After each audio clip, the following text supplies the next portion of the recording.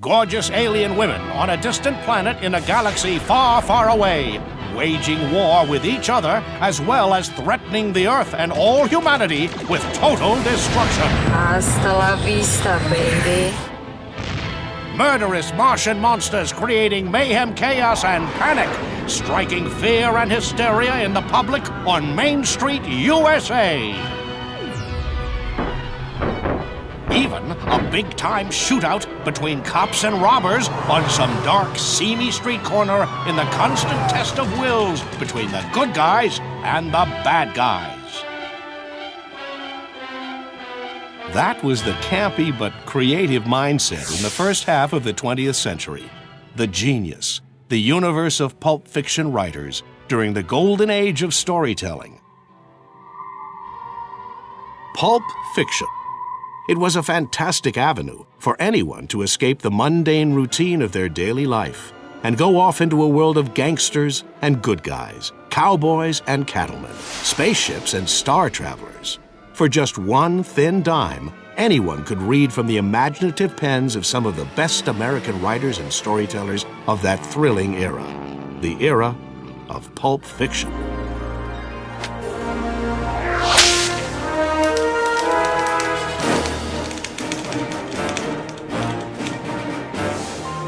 Well, I think it's important that people really understand the importance and significance of the golden age of pulp fiction, 20s, 30s, 40s, and even beginning of 1950s. Because a lot of what people see right now and come to see in the various movie theaters, Indiana Jones, that's Doc Savage.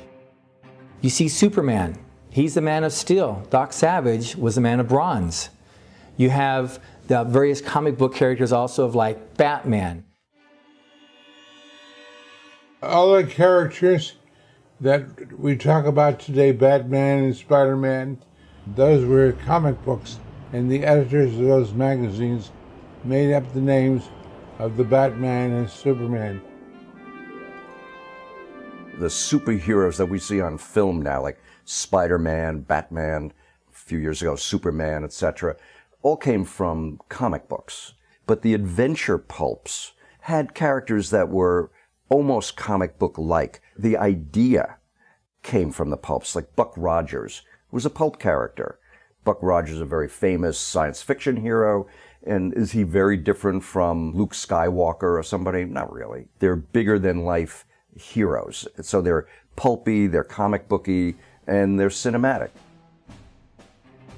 We look back now and we see Indiana Jones, for example.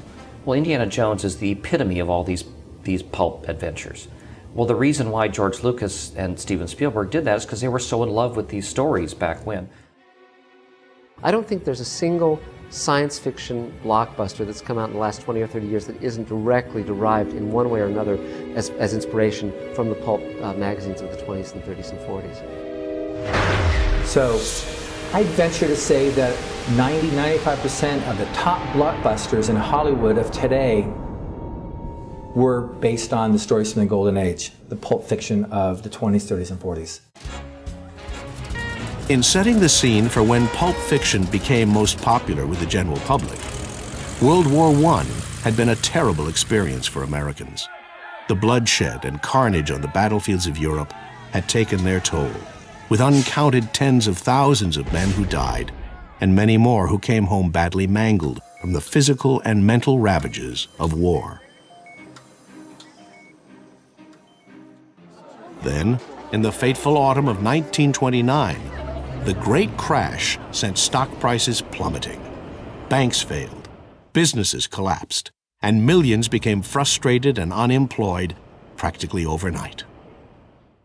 By 1932, the full measure of the human misery that unemployment entailed meant that just about every household in America had no breadwinner, no income, and no hope.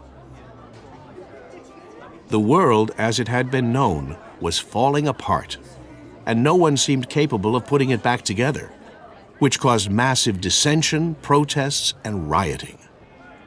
People desperately wanted and needed to escape the realities of their own lives.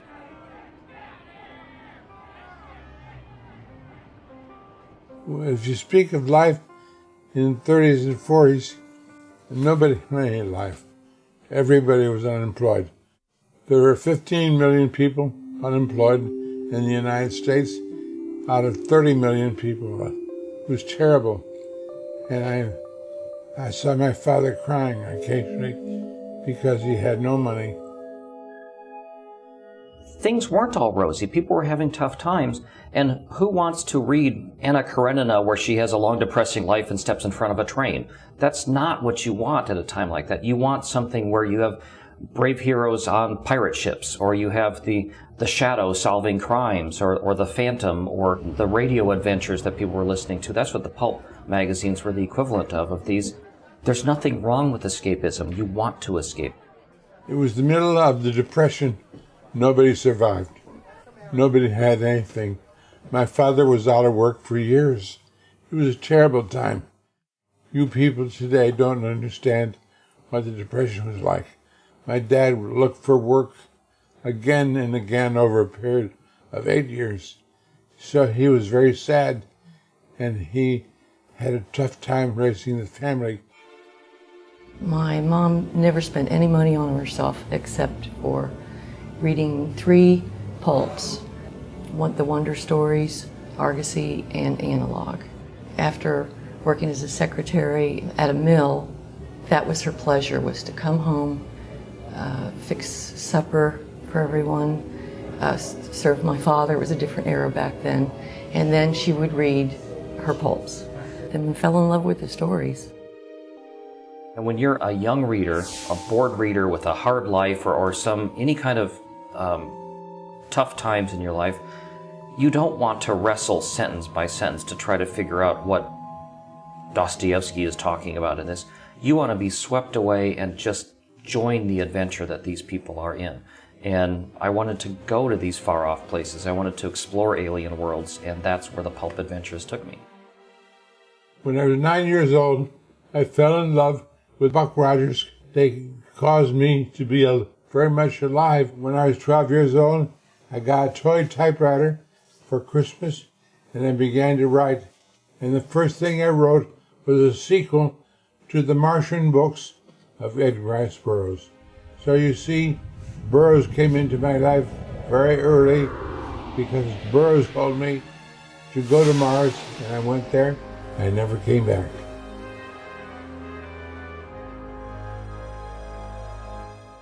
It wasn't until after World War I, and more especially during the Great Depression, that to satisfy the hunger and need of the masses to escape their harsh realities, there was literally an explosion of cheap magazines at every newsstand, containing a wide variety of spicy, fantastic, mind-boggling, fanciful tales, which was given the term pulp fiction.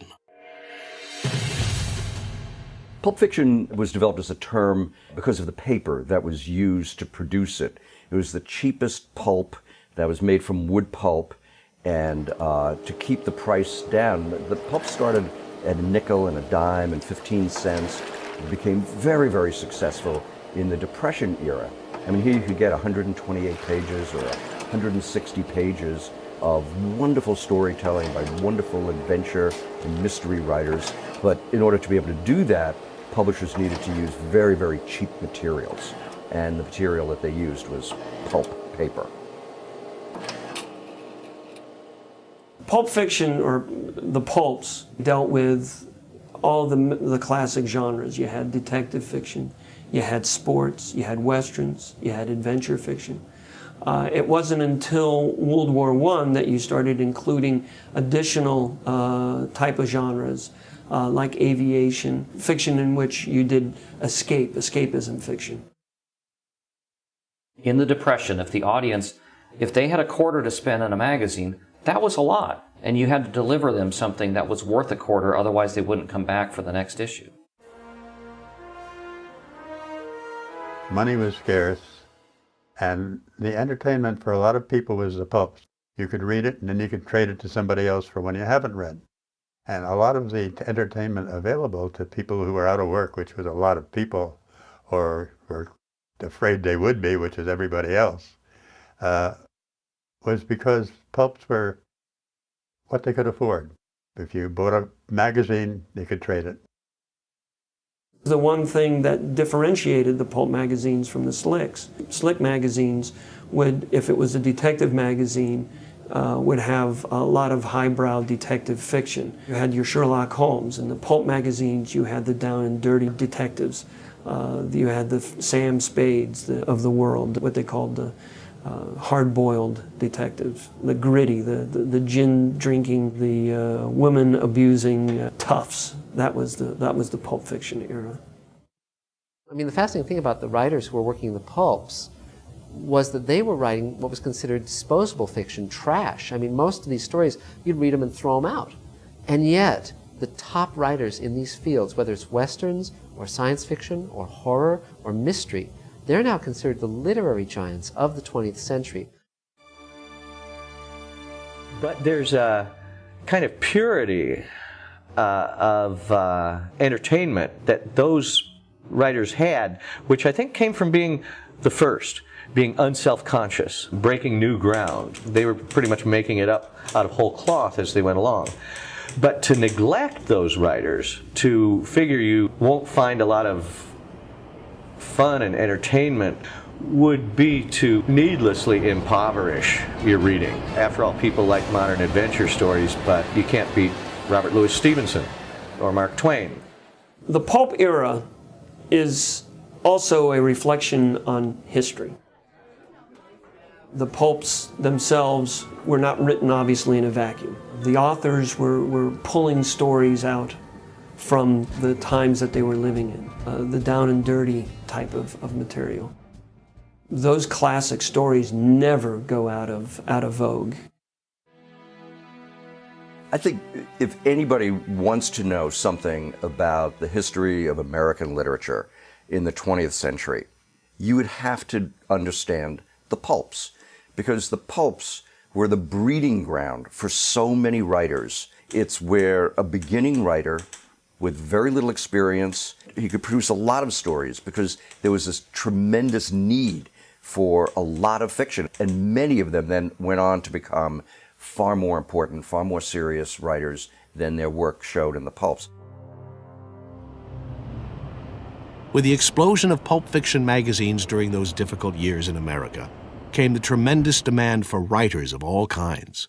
And during those days, any work was better than no work at all. As things turned out, some of the 20th century's best-known authors got their start writing for the pulps.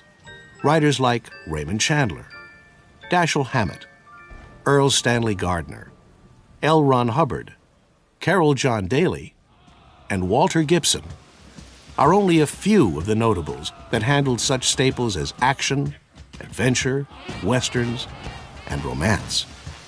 They represented the greatest explosion of mass entertainment via the printed word that a thrill-seeking public had ever experienced. Other notable pulp magazines later specialized in topics such as science fiction. It was in these pulps that writers like Ray Bradbury, Isaac Asimov, Arthur C. Clarke, Robert Heinlein, and Fred Pohl first made their names. I was editing at the time. I was a boy editor. Got my first editorial job when I was 18. I had two magazines, one called Astonishing Stories and one called Super Science. Spent a lot of time as an editor of one thing or another. And I was a literary agent for several years. At that time, I had no agent, and I sent my short stories to an agent named Fred Pohl.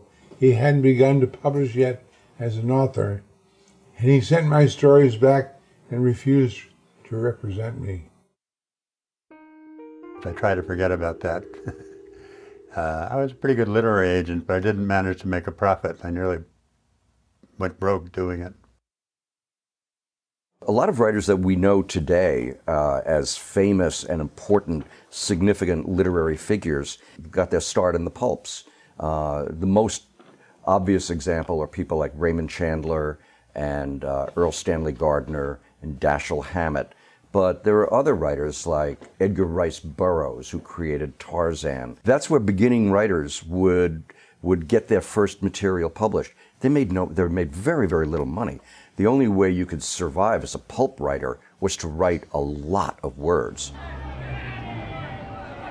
With the harsh economic conditions facing the whole country, these writers had an equally difficult time in balancing their writing with survival. They were all working without a guild or union, basically on their own, without advances, royalties, or residuals.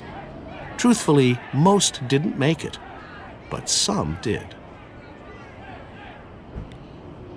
Back in 1939 and 1940, you got a half-cent a word, maybe a penny a word, occasionally 2 cents a word, so there was not much money. And my first story I sold to Thrilly Wonder Stories, and I got $15, and it made me very rich that week. I was selling newspapers on a street corner at the time, so I felt very rich and very famous. A lot of these magazines weren't in very good financial shape, and the editors couldn't even pay the authors after they had turned things in. I mean, Hugo Gernsback, the editor of Amazing Stories, was notorious. You would get paid a quarter cent a word on threat of lawsuit because people would turn in their stories, but he would make excuses and not pay for it. I think the public today should know about the Pulp Fiction era because the money was so little that we couldn't survive. We had to have other jobs in order to be able to write for the Pulp Fiction. And all the magazines were not paying any decent money, so there's no way to survive. My first year I made $15. The second year I made $45 in the whole year. In the third year I finally made $200 in the whole year. So I was poor for a long time. Pulp fiction writers had a very, very hard time of it because they had to produce so much to earn even a small living. And one of the things that was, that perhaps not restricted to pulp writers, but to writers in general, was alcoholism. And a lot of pulp writers would sit down with their bottle of bourbon and drink and write and drink and write. And some died early because of their alcoholism. Some died so poor that they vanished from the face of the earth. Nobody knows really what happened to them. The few that made it big are still read today and much loved, but those are really the exceptions. In the 30s, to be a pulp fiction writer almost called for a lot of physical stamina, because in order to make even a minimal living, you had to write about 1 million words a year. You had people like Murray Leinster, Lovecraft, Robert E. Howard, who somehow, even in that frenetic, demanding setting, did write stories which today are still a lot of fun. And one of the most prolific of those writers was L. Ron Hubbard. When I think of L. Ron Hubbard, the first thing, of course, I think of is he was one of the most successful pulp writers who ever lived. The true pulp writer, which L. Ron Hubbard was, is the kind of person who could write a detective story, a science fiction story, an adventure story, a spy story, a romance story, and he wrote all of those, and he did a very, very good job. He was really good at it.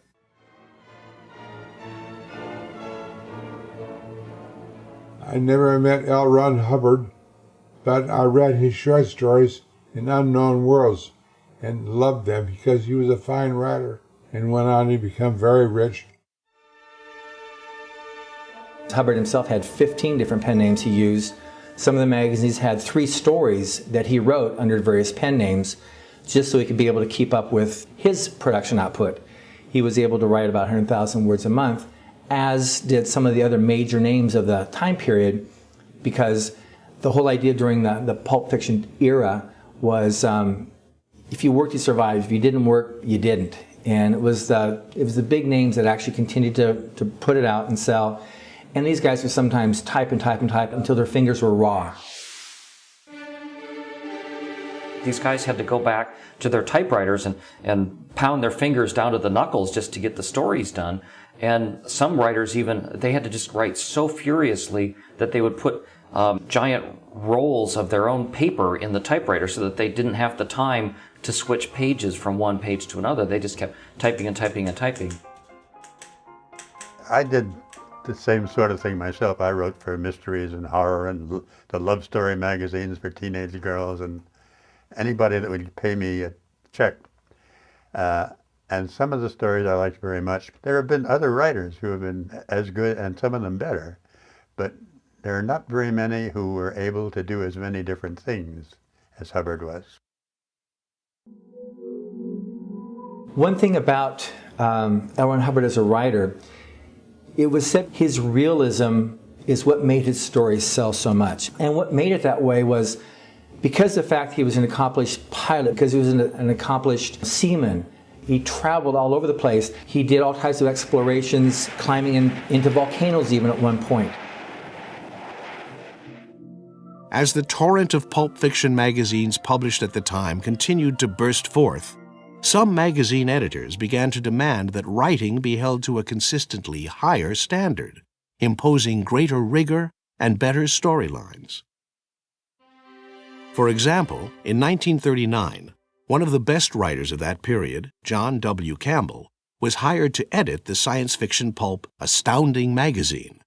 He had a scientific background as a student of nuclear physics. He told the best science fiction writers of the time to gear up and write more intelligent stories for a more intelligent readership. This was considered by many to be a huge development in science fiction writing and led to much more plausible and believable stories, combining real science facts with scientific discovery and developments just beyond the technological horizon of those days, which, in many cases, predicted several scientific breakthroughs decades later. That was the point when Heinlein, Hubbard, Asimov, DeCamp, Van Vogt all began, as if freed from shackles, began writing sophisticated, intelligent fiction, which happened to be science fiction. And the field never looked back. I spent a good many years as a science fiction magazine editor. And a lot of what I was good at it, I learned from John Campbell. John Campbell said once that when he was new in the job, he asked his boss, the head editor at Street and Smith, what he did if he didn't have enough stories to fill an issue. And the boss said to him, "John, if you're a good editor, you always have enough stories." It was really a community at that point, back then, of Sturgeon and Ray Bradbury and L. Ron Hubbard and Heinlein and Arthur C. Clarke. It was a club, and they hung out together, they bounced ideas off each other. The magazines were basically our window looking into their clubhouse of imagination and excitement. Science fiction became more than just a subgenre of the pulps. It became an important entity unto itself. It was a harbinger, a precursor, a messenger of what might happen in the future of mankind. It offered an examination and a crystal ball of possibility. It almost taught science to the scientist. It made futurists out of scientists, whose thoughts opened up new potentials, new aspects of hard science. And from there you have the movie makers starting to make the films which show those possibilities, and all of a sudden the larger population says, well, you know, maybe humanity is something greater than just the day-to-day struggle for survival and standing in breadlines and struggling for a job. Maybe we can be more as a race than just the day-to-day striving to eat and procreate. And I think without these pulp magazines, you know, we may not have gone to the moon. We may not have these wonderful adventures. Mankind would not, I think, be as great as it has become, thanks to these works of fantasy and science fiction. L. Ron Hubbard stated that science fiction was a herald of possibility. And this is a paraphrase, but it preceded the scientists in wondering, can I do that or not? So you had the writers of the golden age of science fiction that were dreaming that dream. What if man made it to the moon? What if it made it to the stars? And they were thinking those ideas and conceiving those thoughts. Hubbard, of course, is one of the biggest names connected with that whole golden age of science fiction. No examination of the pulp fiction era could possibly be complete without looking at the unique artwork used for the covers. Although the paper for the pages in between the covers was low quality, the covers themselves were beautifully illustrated original art, many masterpieces, paintings oftentimes featuring enticingly lurid portraits of pretty women in various stages of trouble and undress, along with the handsome men attempting to rescue them. Or, sometimes, the sci-fi pulps would showcase spectacular art introducing bizarre aliens on distant planets, or valiant space explorers traveling the stars. I love the cover art of the pulps. Artists like Frank R. Paul and Virgil Finlay and Hannes Bach and Frank Kelly Freas. These guys are just astonishing artists and so imaginative, and yet they were doing it, for low rates. In fact, I have many friends of mine who are artists and set designers and concept designers for movies and television shows, and that's what they go back to. They're constantly cribbing from Frank Kelly Freas and Hannes Bach and Virgil Finlay and Frank R. Paul, because these guys are just brilliant. For the illustrators who were creating the covers back in the pulp era, as well as for the publishers, it must have truly been an absolute nightmare. Because even though the pulp material used for the covers was better in quality than the magazine's interior paper, it was still the mulch material from surplus lumber, and it had a very dodgy effect on the inks used in those days. The absorption rate dulled the reds, the blues, the primary colors. So the illustrators compensated for that by adding brighter, more garish colors to compensate for the printing. So what you ended up with was very bright primary colors, because everything else otherwise went to grays and washed out. And I'm sure the editors loved that because it got more people's attention to the newsstands. Look at the cover paintings of some of these. It's just lush and imaginative explosion of incredible things. And as a little kid who was living in a boring life, and I wanted to, I had thick glasses and I couldn't play baseball, and I would just daydream about stuff. Looking at the pictures on the covers of these made me want to read the stories about the strange civilization buried in the moon, or the people that found a cave that took them to the center of the earth. It made the whole world seem like an incredible place to explore.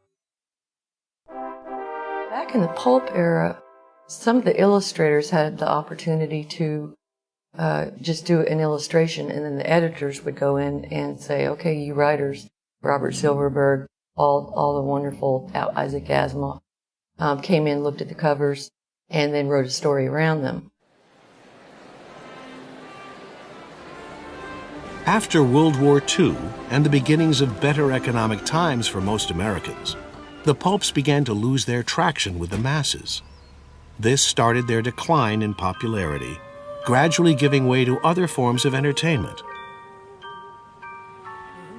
When we talk about the decline of the pulps, there are a lot of reasons for it, but the overwhelming cause of the death of the pulps was the advent of the mass market paperback. Now, films were very popular in the Depression era, and when radio was also very, very popular for many, many years. TV came along. Everything nibbled away at it. Once you have lots of choices for your entertainment time, entertainment dollar, then you could see where there'd be a little nibbling at the edges. But really, it was the mass market paperback that doomed pulps. Many of the pulp publishing companies simply closed their doors, while others, like the Spicy Group, went from publishing pulps into comic books. And although comic books eventually sold in the multi-millions after World War II, the publishing companies still put out the old-style pulps because they were so much cheaper to produce. The pulp publishers spent less on their paper, so it was a much cheaper avenue to continue, which is why they did, and some of them eked out a living until the very end. But by and large, the magazines started dropping off the newsstands in the mid to late 50s and was completely gone by the early 60s. As the pulp fiction magazines consolidated or closed down entirely, only the best of those writers who had proven themselves under the harshest of conditions and in the fiercest of competition could still keep on publishing. Those talented scribes went on to write some of the most memorable mystery, Western, and science fiction literature of the 20th century by turning out full-length novels, as well as contributing to mainstream magazines. Some writers even evolved from pulp literature into the newer field of broadcasting, writing for the popular radio and television shows of the 1940s and 50s. Brilliant young science fiction writers, Ray Bradbury. A lot of the authors from the pulp magazines that were very successful did transition in the 1950s to writing actual books, that they would write things that were frequently serialized in the magazines first, and then they were collected and released as either paperbacks or special press editions. Isaac Asimov, L. Ron Hubbard, Robert Heinlein, Arthur C. Clarke, Ray Bradbury. These writers have become very well known. They're classics in the genre. They're considered the grand masters. I found a place in UCLA in the library basement where I could have a typewriter for 10 cents a half an hour. I needed an office, so I moved into the basement of the UCLA library. I spent $9.80 in dimes, and I wrote Fahrenheit 451 in 9 days. It's beautiful to think what I did because I was in a library, you see, and being excited, running up and down stairs and writing Fahrenheit 451. For many years after the decline and fall of the pulp fiction era, literally millions of pulp fiction magazines were destroyed or thrown away out of sheer neglect. And of the 50,000 or so original paintings made for the pulps, less than 900 remain intact today. As a rather cruel example, in 1961, when the Condé Nast Company bought out Street and Smith, an old pulp publisher, it inherited several hundreds of these original cover art paintings. And at an auction, there was not a single offer on a single painting. To add insult to injury, not one employee even wanted any of them as gifts.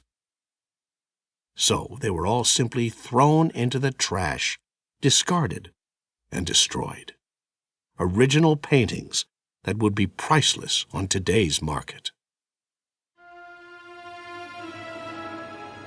Similarly, the pulp writers of the era were generally forgotten and neglected, until a resurgence of interest began in the 1980s and 90s, not only for the old artwork and magazines, but also a fresh appreciation for the writers themselves and their extraordinary storytelling skills.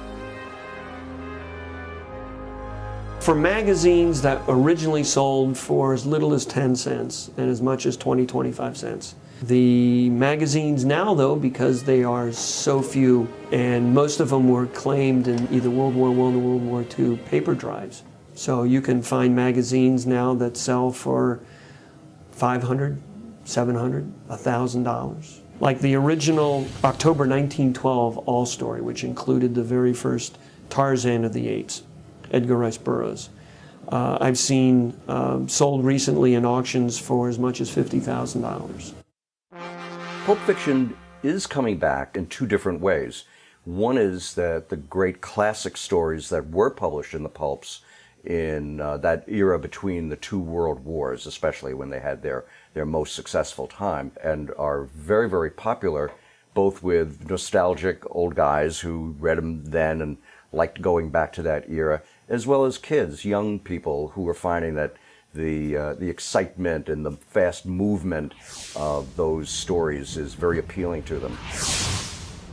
Conservatively, I'd say there's about 15,000 pulp magazines currently in my inventory. As far as between selling original pulps and reprints and everything else, literally there is tens of thousands of that go through my hands in any given year or two. We're definitely experiencing a resurgence in sales of these stories right now. Possibly it's because of the current state of affairs of the economy, the similarity between the Depression, the 20s, 30s, and 40s, when the economies collapsed. There was the various problems with unemployment. You have those same things going on right now. But there's also maybe a return to what those stories had to say, and how they had to say it. You had a simple storyline. They were maybe a word that's not used so much these days, moralistic, without being moralistic. I'm the editor of a large number of anthologies. The Black Lizard Big Book of Pulps is a gigantic anthology of pulp fiction from the golden era of pulp magazines. They're crime stories by the very famous writers like Dashiell Hammett, Raymond Chandler, Cornell Woolrich, Earl Stanley Gardner, and some very obscure writers who have fallen into neglect and obscurity. The Black Lizard Big Book of Pulps actually made the New York Times bestseller list, the extended list, a couple of times. People started really enjoying it, hit the bestseller list, and it's because people were picking up this material and reading it for the first time. And that's the best thing about reading pulp fiction is, yes, it could be kind of dated. It can be talking about phone lines that you have to spin the dial or get the operator to connect you to Oliver 212 or whatever. But that's just part of the charm of the fiction itself. One thing about L. Ron Hubbard as a writer, and why we're so successful now with the stories from the Golden Age line of books now, because people are finding that they're transported to another time, another place. The people are very real because that's what he actually put his attention on. Created those dramas that are just as real now as they were back then when he wrote them. The renewed interest in pulp fiction that has been occurring for the last few years is simply, I think, a recognition that this kind of story, this pure entertainment, has a lot of value. People were tired of reading what I call the New Yorker story, which is a beautifully written, beautifully crafted story with no story. There's no arc, there's no beginning, middle, and end. Pulp fiction grabs you by the throat, drags you along, makes you read it, makes you turn the page. And I think that's a very attractive concept or notion when you go to pick up a book and you want to have a good time reading it. The legacy of the pulp fiction era can still be seen today, as the style that these early writers developed has been picked up and passed on to the current generation of writers. Pulp fiction is also coming back with younger writers who are writing their own stories in a very pulp-like style, which is not heavily reliant on characterization or the nuance of background and language, but is action-oriented and moves forward at a rapid pace. I wrote The Twilight Zone Companion, and so I spent a number of years writing about Rod Serling's creation, and of course that directly came from the pulps. He read those stories. He grew up reading, Astounding and Amazing, and all the great pulp magazines. He was very conversant with that. And so a lot of the stories that became the great Twilight Zone stories came from the pulps. And then, of course, the people who watched the Twilight Zone, then they created Star Trek and so on and so forth. Some of these pulp fiction era writers personally helped new writers get their start to ensure that promising young writers get the exposure they deserve. And their influence is obvious in what we all see today. The answer to helping writers is to set them examples and to tell them what to do. I have a saying, do what you write and write, love what you write and write what you love. And don't think about writing, jump off the cliff and build your wings on the way down. And that's the way I help young writers. That's what I teach to young writers. You must be in love with what you do. It must never be for money. If it's for money, forget it. You'll never make it. Ray Bradbury is a figure unlike most people in American letters. His generosity is almost unquantifiable. He will show up at everything. He will help writers. I know of at least 2 writers whose very first books he took the manuscripts and help them rewrite it. This is something he didn't need to do. Like Ray Bradbury, other Pulp Fiction era writers also helped young writers in many other ways. There's one particular story that, for me, characterizes L. Ron Hubbard not as just as a writer, but also what he eventually created is when he went on his expedition with the Explorers Club to Ketchikan, Alaska, he created a writing contest. And he started his own Golden Pen Award that he launched, where any of the local people could then enter a story, and he would personally judge it. And the winner, he would give his contacts in New York for them to be able to get their career started as a writer. The one thing about Pulp Fiction era that you don't have today is it's actually quite regrettable, because authors today don't have the same avenue that they had in the past. You didn't have the ability to write to literally hundreds of magazines or send your stories out. That doesn't exist nowadays. So a lot of new writers are finding it very, very difficult to find their voices or finding those readers.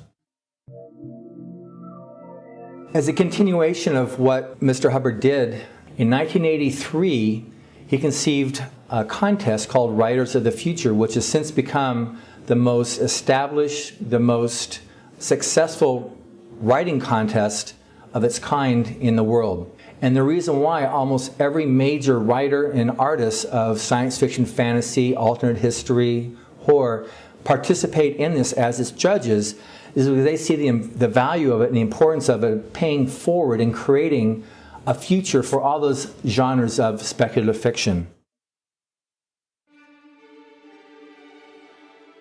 It was about 20 years ago that Algis Budrys, a very respected science fiction writer, asked me if I'd be interested in being a judge for this relatively new contest, Writers of the Future.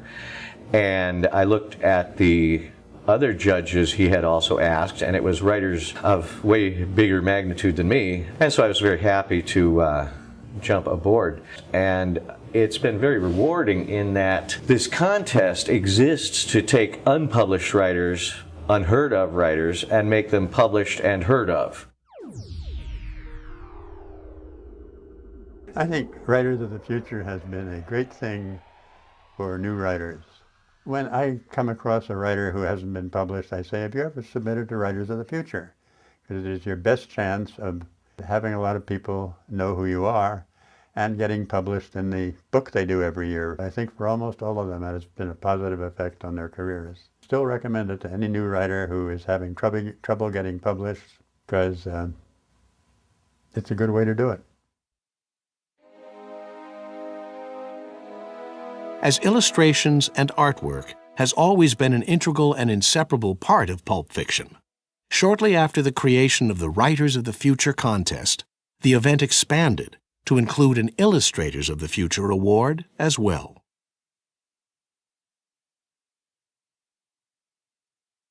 Ron and I started out as judges at the very beginning of the L. Ron Hubbard contest for the illustrators, which started a few years after the Writers Contest. And from there, we developed a workshop for a few days. We can disseminate so much useful information on art directors, publishing houses, techniques. The winners already know how to draw, so we give them information that can help their careers.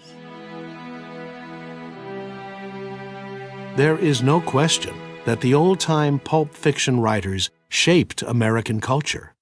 They invented iconic characters who live on in our collective hearts and imaginations. Even popular literature, from best-selling authors to underground wordsmiths, owes a lot to the pulps as the breeding ground for so many authors.